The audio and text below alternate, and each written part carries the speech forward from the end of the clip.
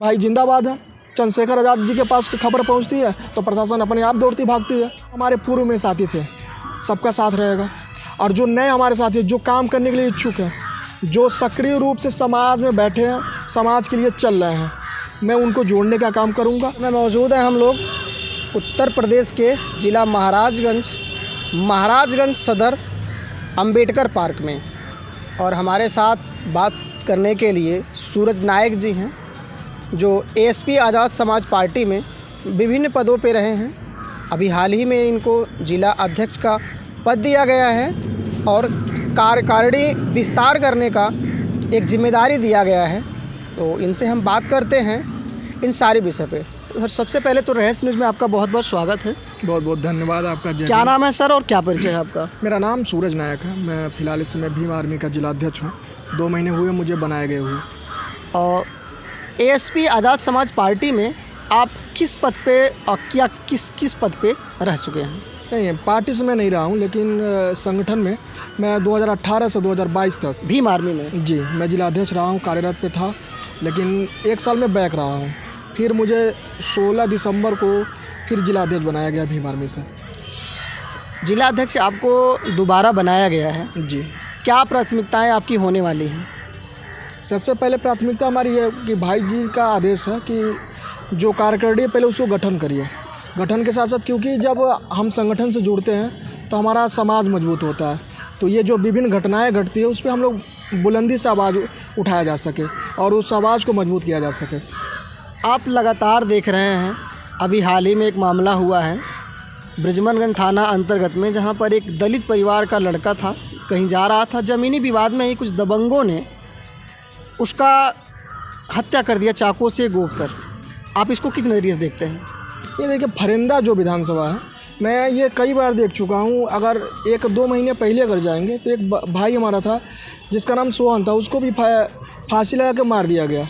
लेकिन वहाँ फरिंदा विधानसभा का पेशा बन चुका है कि हमारे लोगों का शोषण करना। लेकिन ऐसा नहीं होने दिया जाएगा। अगर इस तरह की घटनाएँ घटती हैं और उस पर अंकुश नहीं लगाया गया तो बहुत जल्द हम लोग फरिंदा बंद कर देंगे और वहाँ पे दिखाएंगे कि सही मायने में बहुजन समाज है क्या। और क्योंकि हम संगठन से बिलोंग करते हैं तो हमारी ये प्राथमिकता बनती है कि समाज को हम मजबूत रखें और समाज के किसी भी साथी के साथ शोषण ना हो पाए। इन दोनों घटनाओं में एक चीज़ कॉमन देखा गया था कि इन दोनों जगहों में बात करूं अगर तो कुलई थाना अंतर्गत सोहन का जी फांसी, और वहीं बात करूं अगर दूसरा मर्डर यहाँ बृजमनगंज थाना अंतर्गत मिसरोलिया में अजीत का जी या संबंधित नाम का। इन दोनों जगहों में वहाँ भी जितने भी प्रधान थे वहाँ के, बृजमनगंज ब्लॉक की मैं बात करूं तो गुट बना के थाने पे चढ़ाव कर दिए थे। उतने समय थाना अध्यक्ष के रूप में महेंद्र यादव जी थे। तो उन्होंने कुछ बातचीत करके मामला सलटाया था और अभी उसमें एफआईआर लग चुका है। वहीं अगर दूसरा बात करूं, जब ये घटना कारित किया गया उसके 1 दिन बाद जितने भी प्रधान थे वहाँ को गुटबाजी करके पीड़ित परिवार के घर पे ना आके ब्लॉक पे जाके धरना प्रदर्शन कर रहे थे। आप इसको किस नज़रिए से देखते हैं? पहली बात तो ये जो प्रधान ये आरोपियों के साथ मिल रहे हैं, आरोपियों को मजबूत करने में लगे। पहले उनको समझना चाहिए कि वो प्रधान जो होते हैं वो गांव के प्रथम व्यक्ति होते हैं। उनसे हम लोग बहुत से कामों के लिए या उनसे हम लोग बहुत सारी ऐसी बातें होती हैं जिससे हम लगाव रखते हैं। लेकिन इस तरह का काम उन्हें नहीं करना चाहिए। अगर इस तरह का काम वो करते हैं तो उन लोगों को ऊपर भी कार्रवाई होनी चाहिए। क्योंकि देखिए, यहाँ पे संविधान लागू है, भारत देश में संविधान चलता है। यहाँ प्रधानमंत्री हो या प्रधान हो, अगर वो आरोपी होगा तो उसके ऊपर कार्रवाई होना चाहिए। अगर बात करूं वहीं वोट देने का, जिस समय वोट होता है तो ऐसे प्रधान जो हैं वो वोट लेने के लिए अपने या आपके घर पे आते हैं, हमारे घर पे आते हैं। अगर हम ऐसे लोगों को चिन्हित करके एक पद दे देंगे और इस तरीके की हरकत करेंगे, क्या उनको समाज वोट करेगा या करना चाहिए? नहीं करना चाहिए। ऐसे ये तो बात परख करना चाहिए वोटरों को कि हमारे साथ खड़ा कौन हो रहा है, हमारे खिलाफ कौन खड़ा हो रहा है। पब्लिक को ये समझना चाहिए कि हमारे दुख दर्द में और हमारा साथ कौन दे रहा है और हमारे ऊपर शोषण कौन कर रहा है। जो हमारे लोगों के ऊपर शोषण कर रहा है उनको बहिष्कार करना चाहिए, उनको वोट से एकदम दूरी बना लेना चाहिए। क्योंकि देखिए कि हमारा समाज जीवित रहेगा तभी हम वोट कर पाएंगे, नहीं तो हमारा समाज जीवित नहीं रहेगा तो हम किसको वोट करेंगे भाई, और कहाँ से वोट करेंगे? घटनाओं के बारे में तीसरी घटना की बात करूं, अभी हाल ही में आपने सुना होगा यहाँ कोई अमरुदिया करके है कोई जगह जी। जहाँ पर बाबा साहब का प्रतिमा जो है शायद छठी बार तोड़ा गया था। इसको आप किस नज़रिए से देखते हैं? देखिए, ये मंचलों का काम है और इसके बाद अगर तोड़ी जाती है तो वहीं पे आंदोलन होगा। जहाँ मूर्तियाँ बहुत बिहार है वहीं पे आंदोलन होगा, बड़ा आंदोलन होगा। जब तक उस जो भी वो कृत्य कर रहा है उसको गिरफ्तार नहीं किया जाता तब तक आंदोलन चलता रहेगा। प्रशासन इसमें कितना कार्रवाई करती है?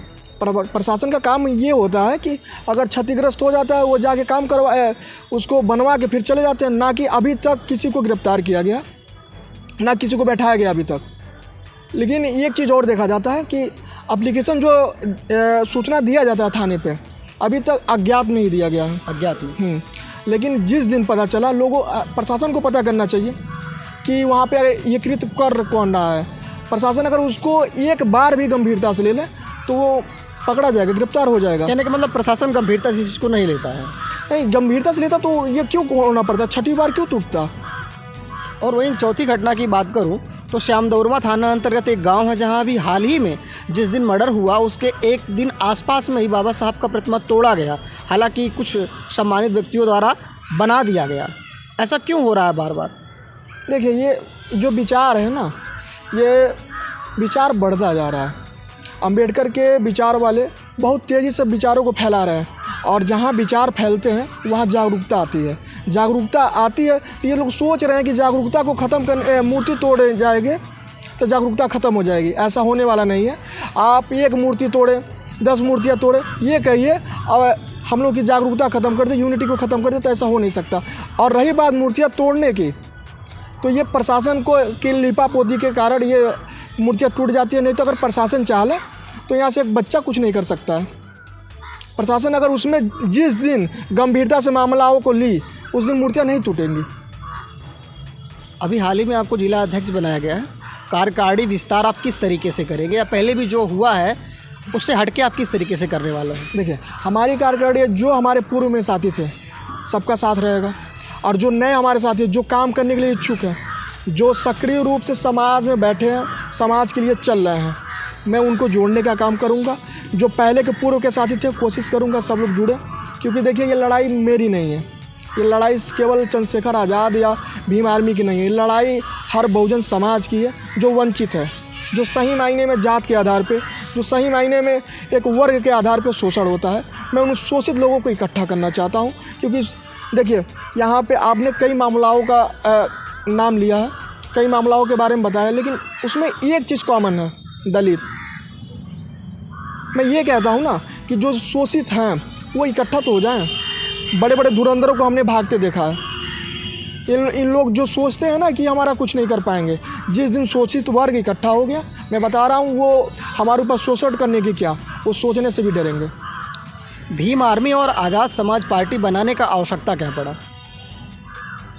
भीम आर्मी तो पहले ये भीम आर्मी एक सामाजिक संगठन है। अभी देखिए, हमारे लोगों पे अत्याचार शोषण होता है, तो इससे पहले अगर 2017 के पहले की बात करें तो कोई जान नहीं पाता था।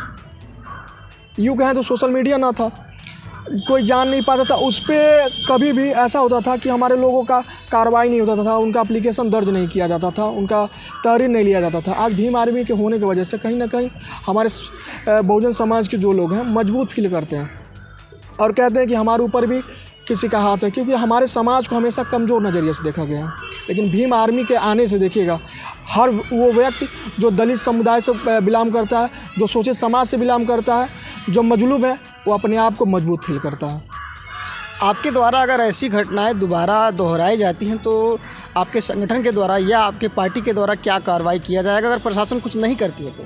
देखिए, प्रशासन का काम, हम तो पहली बात तो हम संविधान को मानते हैं, संविधान को में आस्था रखते हैं। हमारा सबसे पहला काम हमेशा यही हुआ है, जब हमारे लोगों के साथ गलत होता है तो हम लोग पहली हमारी प्राथमिकता बनती है कि एप्लीकेशन दर्ज करवाते हैं कि महोदय ये हमारे साथ घटना घटी है, आप इस पे कार्रवाई करिए। अगर नहीं करते हैं तो हमें CO के पास जाते हैं, नहीं वो करते हैं तो SP साहब के पास जाते हैं। अगर हमारे पास कोई चीज़ अगर हमारे पास नहीं बचती है कि हम प्रशासन उस पर कार्रवाई नहीं करती है तो हम लोग उसका आंदोलन का रूप बना लेते हैं।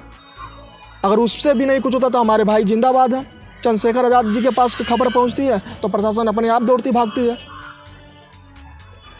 समाज में क्या मैसेज और क्या संदेश देना चाहते हैं आप हमारे माध्यम से?